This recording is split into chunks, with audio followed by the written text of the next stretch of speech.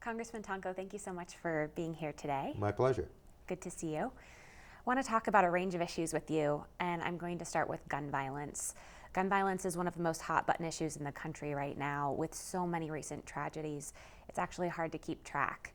What do you think can be done right here, right now, to stop gun violence? Well, I think there are a number of things that we've done in the House. The major piece that has gone over for approval with the Senate is the H.R. 8, which addresses some of the loopholes in the law when it comes to background checks.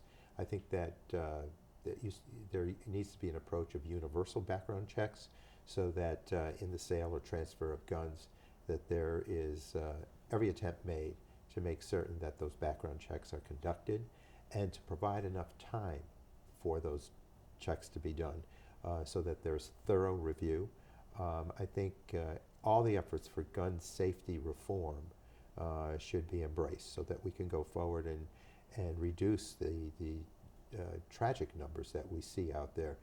Mass slayings in the hundreds, 200s that have occurred over the last year. All of this is driven, I think, by the need for research also. The NRA had opposed vehemently any kind of research on gun violence. I think that we need to academically approach this issue so as to understand the parameters and the dynamics that can be addressed to curb the violent outbursts. And certainly banning assault weapons, weapons of war are required in our communities. And I think these are major efforts that we want to put forth as a package of reform measures that will speak to gun safety.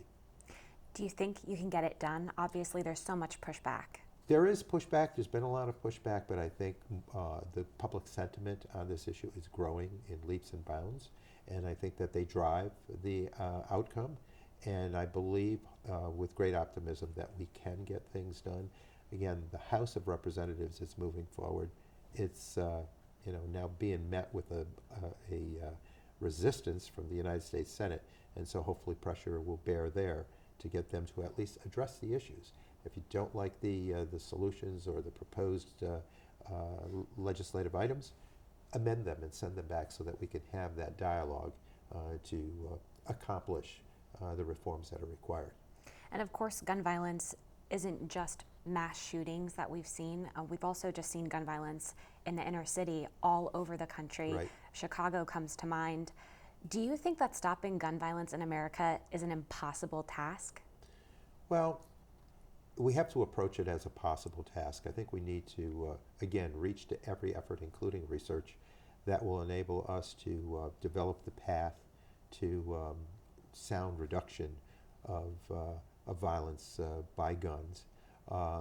But we need to approach it in a very progressive way, in an academic way.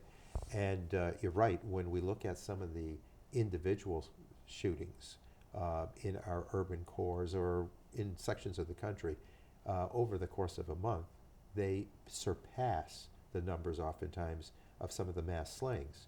So we need to bear those facts in mind too, that it's individual data, single deaths to gunshot, that over a small period of time accumulate to the equivalence of a mass slaying, and that is a very troublesome statistic.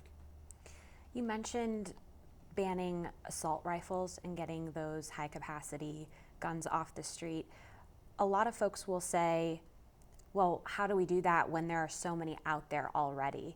Is there a plan or is there an idea to get some of those guns off the streets that are already there legally if we were to ban the sale? Well, I think that the inventorying of what's out there is important, but the sooner we start, the sooner we make a dent in those numbers. And anytime you can move in the right direction, I think it's important. You know, we may not be able to be all inclusive, but reducing that requirement and making certain that some of these approaches are federally based because of the transfer of guns over the borders, you know, that we need to have, I think, federal focus on some of these issues and some of the solutions. Thank you. Mm-hmm. I want to talk to you about the opioid crisis, another Sure. major issue in our community here. And we've spoken about it before on stories that I've done personally. Do you feel that the federal government is doing enough to combat the opioid crisis right now? Well, I think we're making a major dent in the numbers. We had peaked at about 70,000 deaths on an annual measurement over the last year or so. Before that, it was in the high 60s. We have now appeared to have plateaued. So hopefully some of the work is starting to take its effect with the numbers, but we still have a crisis and an epidemic at our fingertips. Some of the work we've done, I believe, has made a difference. When I had authored a couple of bills, which were signed into law by the president, they addressed access to treatment on demand. One of the things I most recognize in networking with the addiction community so as to understand the issues is that access to treatment on demand in that moment of clarity was not available. It was about 1 in every 5 would get the treatment they required. And it is important for us to recognize that as a statistic. So in order to address it, we raised the cap that had been imposed since the inception of medication-assisted treatment about 20 years ago. So with history on our side now, the data fed us the information that said perhaps raising the cap was a just thing to do, a safe thing to do. So we raised it to 275 for the medical community. Beyond that, we added delivery of services via physician's assistants and nurse practitioners, where appropriate training was brought into bear. That, I think, increases tremendously the access for those who are struggling with the illness of addiction. And again, it's at that moment of clarity where they require treatment on demand. I believe that's taken us a long way towards maintaining the numbers and not dipping with those numbers, so that we have perhaps peaked with the crisis. Other work would require, that would be required now, is to make certain that these additional hoops that are demanded to be jumped through by the Drug Enforcement Agency are somewhat a redundancy today.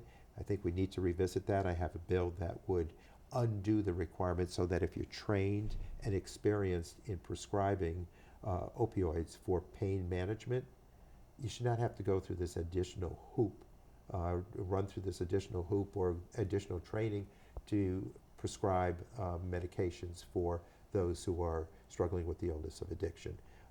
And we're hoping that that bill, which is supported by the American Medical Society, will be successful in this given session of Congress. You mentioned some victories so far in terms of the crisis. What do you think has been the biggest game changer? I would think probably adding individual professionals, clinicians, to the role of service provider. That's made a major dent. We have also worked on a Medicaid or reentry bill for the incarcerated individuals, which happens to many of our loved ones who struggle with the disease. They will oftentimes end up incarcerated. In that situation, we've authored legislation that has, again, been signed into law by the president. President Trump signed it last year, whereby when your release date is established, you begin, where you're Medicaid eligible, a program 30 days before release. That was done because the statistics are quite alarming. You're at perhaps 129% more vulnerable to die of an overdose within 15 days of release. Some of that may be based on the fact that physiologically your system has adjusted to having not had opioids, or in some cases it might be further compounded by the fact that you're released into the same environment that supported your illness. So for whatever reasons, I believe that will go a large way to reduce the numbers too. So gaining access to the treatment providers, and then having a plan structured into the lives of those who are incarcerated, turning situations around and actually saving lives. You mentioned a plateau right now. What do you think is the next step to reduce overdose deaths and reduce the number of people getting into the drug? Yeah, I think it's a three-legged stool. It's prevention, it's treatment, and it's recovery. We have to recognize for some, this is a chronic disease, as diabetes or high blood pressure might be. So the prevention is still very important, key that people understand the dangers of some of these actions, some of the dependency. Also training professionals so that we're fully aware of restrictions that need to be applied. The treatment access, we're doing our best to address that issue. And then recovery, being there in a sense for the chronic disease of addiction in many cases, and to respond to it. I think that will provide for the outcomes that we require. Look, we look at this as an epidemic that surpasses the impact of the AIDS crisis of the 90s. If we see this, if our rhetoric is that it's an epidemic, we should act accordingly. And I believe many of the steps that we have taken, many of the bills that I've authored and had passed and signed into law are doing just that. I want to talk to you about climate change. Sure. I know protecting the environment is a major passion of yours in particular. We've spoken about this many times. The fire in the Amazon rainforest is just the latest issue, bringing climate change to the forefront. It's all over social media, has people talking right now. What is the number one thing you think the government should be doing right now to stop climate change? Well, climate change is not only a great passion for me, it's a great responsibility because I chair the subcommittee on environment and climate change. I think that we need to look at all sectors of the economy, and I think the government needs to provide the sort of leadership and public policy that will guide us across the board. Agriculture, where we can decarbonize, we can remove carbon from our atmosphere through various efforts in agriculture, in manufacturing, in transportation, one of the greatest contributors of carbon into our atmosphere. The industrial base, the manufacturing base, buildings, including homes where we can have voluntary programs, and then of course the energy sector where we're addressing cleanup as we speak. But there are incentives that we should provide, and I think we need to work steadfastly at a price on carbon. It's oftentimes not looked at as a cost to society or a cost to business. We need to find the appropriate methodology to provide for a price on carbon. But we have precious little time to waste. In fact, many suggest we have no time. We have to act immediately. It is, again, the issue of our times. It's a crisis. We're seeing impacts around the world. It's a global issue, and I think there's a global response coming because many nations understand that our planet is at risk. On Capitol Hill, is climate change becoming more of an issue? Are people getting nervous about what's going on? It's something I'm sensing. We passed some legislation when I was in the minority in the House. I had been the chief Democratic voice on the subcommittee prior to this year.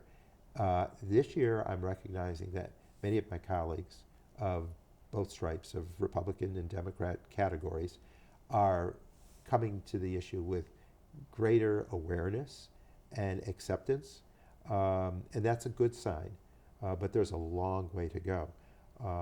We will do some of that low-hanging fruit, as it's referred to, with weatherization programs, conservation, perhaps charging stations for vehicles, for electric vehicles and the like, and innovation there, research and all. But there needs to be an all-out effort that, again, is economy-wide and dealing with some of the existing programs, energy efficiency included, where they can more readily be accepted politically in a bipartisan, bicameral way, working with the United States Senate. But then the tougher chore, while we're doing all of that, we have a second track of availability where we need to develop the price for carbon. And while this president is president and does not accept the concept of climate change, we will then have whatever time that allows, whether it's till the next election or the one beyond, to have put together the work that will, when we have someone in the White House that will sign legislation into law, we'll be ready to go. and we need to act again with this as a crisis in our midst, and one that requires great urgency wrapped around it. Climate change has been brought up on the debate floor in the Democratic debates for the 2020 presidential election. Is there a candidate who has your attention on their ideas on how to confront climate change? Well, Jay Inslee, the governor of Washington State, was a person who focused totally on climate change. I had served with Jay, actually had been at the table as we formed the Sustainable Energy and Environment Coalition, acronymed out to SEEK. We were some of the original charter members who formed SEEK, which is a greening up of policy across all policy areas. So he is one who I think had championed the cause the best. As he departs that campaign, many are looking at his approach and his platform as candidates to incorporate that thinking into their activism. Are you glad to see that? Well, I'm happy yet to see that there is serious discussion about climate change. I think that it's one of the stark differences that the Democratic candidate will have, I believe, with this president, who doesn't embrace science and doesn't endorse the concept of climate change. And my response is that, look, we need to accept that as we provide for the addressing of climate change, it's also about creating jobs that can't be offshored or outsourced into another country. We're going to require many of these jobs into the American economy that will be sound paying and that will get us to where we need to be and will be truly grounded as American jobs. I wish that that point would be understood by the leadership of this country because, again, it is an important issue to resolve. And I think millennials are going to watch very carefully as to who's saying what on this issue. I want to talk to you about the election in general. The Democratic field for the 2020 presidential election is crowded, as we all know. How do you feel about the lineup? I think there are many quality candidates that are there. Many have a particular issue or two that is prominent and associated with them. And I think that raises the awareness on all these issues so that as a final candidate emerges, the endorsed candidate emerges, that individual will be able to speak, I think, really well to those issues. Issues that have been avoided by this administration.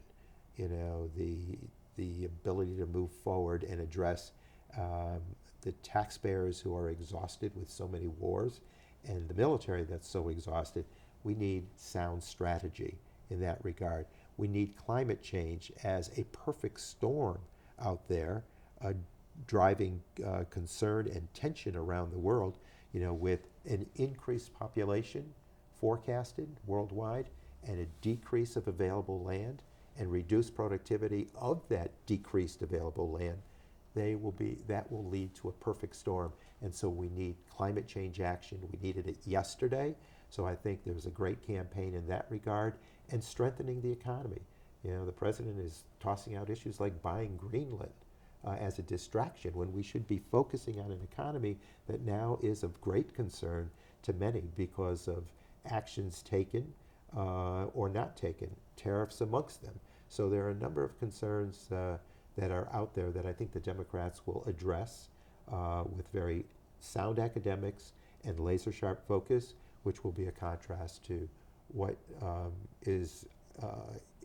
what's serving now in the White House. What do you think the Democrats need to do to beat Trump in 2020? I think it's to feed people the facts. We have a president that doesn't embrace science and doesn't resort to facts. There are no alternate facts. There is a one set of facts. We used to, as the nation, I believe, work off of that same page. We would all understand the facts to be what they are, and then have differences of opinion on how best to use those facts and develop policy and move forward, and hopefully move forward with the best results for the American public. Today, there's this fitting your stand on an issue with alternate facts, and I think the public needs to become aware of that that's the tool, that's the approach that has been reached to, and that it's unacceptable in the long run and in the short run will get us in deep trouble. And we also need to show respect toward the allies with whom we have worked in providing for worldwide peace. To continue to maintain friendship with those allies is important. From what you've seen, do you feel that the Democrats are poised to beat Trump? Do you feel confident? I think that there are many concerns that people have out there. They're concerned about, first, the tone of this administration, which is one that divides and one that speaks with disrespect, disregard, dismissiveness, hate at times towards different elements in our society. America has always been a nation of great diversity, and when that diversity is not respected and embraced, I think we're weakened as a nation. And so I have great optimism that the Democrat that emerges as the candidate will carry this effort forward, a tone of an American family working together. Our diversity is our strength, our unity is our power, and when we approach it that way, I think we offer a tremendously strong alternative to the existing administration, which has not produced the sort of efforts we need. We need workforce development for an innovation economy. We need to make certain that we underpin that economy with some of the opportunities that come with climate change. Many see it as just a disaster response, when in fact I see it as an opportunity, because we will draw together jobs. We'll create jobs that are not yet on the radar screen, and they'll be sound paying jobs. And we need to encourage scientists and technical types and engineers into our society, into our makeup as Americans. What I see in Washington is a denouncement of science, so much so that I introduced legislation dubbed the Scientific Integrity Act, which is going to provide for watchdog panels in each agency that utilizes hard-earned taxpayer dollars at the federal level for research, and then have that research either manipulated, hidden, buried, distorted, misrepresented. We think that the taxpayers deserve better. So there are a lot of things that need improvement. There are a lot of things that need to be approached with the academics. We're an intellectually sound nation. Our intellectual capacity is the most sound in the world. We need to reach to that capacity, and I don't think we have. There's a pioneer spirit in this country. I recognized it as a really young person with the global race on space. That drove me toward engineering, which was my work before the legislative role, and it drove me to politics because I saw a nobleness with a small n that was embraced by politics. We were aspirational as a nation in the 60s. We were taking us to a higher ground. Peace Corps, landing a person on the moon, a civil rights movement. Today, if I were that same age today, I would look at it and say, well, government is not taking us to a better place. And I think people want to be led by aspirational qualities, and I think they'll get that in a Democratic candidate. Will you throw your weight behind the candidate? Do you have somebody that you're looking at that you're hoping will be that person? There are a number of people with whom I've worked. I respect them, waiting for the process to sort itself through. I think you'll see in the next debate a much diminished field based on the criteria that make them eligible. But I'm very comfortable with the field right now, and I think they're raising some very strong, powerful issues that will really point to the failure of the administration to perform. Congressman Paul Tonko, thank you so much. Thank you, Anne. It's always a pleasure.